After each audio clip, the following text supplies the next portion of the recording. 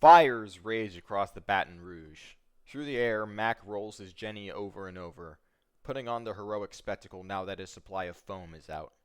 The bespoke force is all Louisiana has to combat the oil spill after government budget cuts. He's certain the governor didn't envision a full tanker's worth of oil to get into the river so soon after approving the new budget. Hopefully, the governor has gotten his money's worth for diverting the budget to a new National Guard outpost, seeing as it was now also burning to the ground. Mac looks out over the side of his Jenny's cockpit to the inferno below. While one wouldn't expect to find comfort in such a thing, that his Jenny and some foam is all he can provide to help the situation is something that brings him comfort.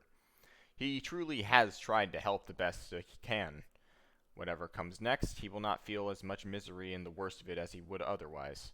Knowing you did all you could, being able to say that without self-deception, is in of itself a thing to be proud of.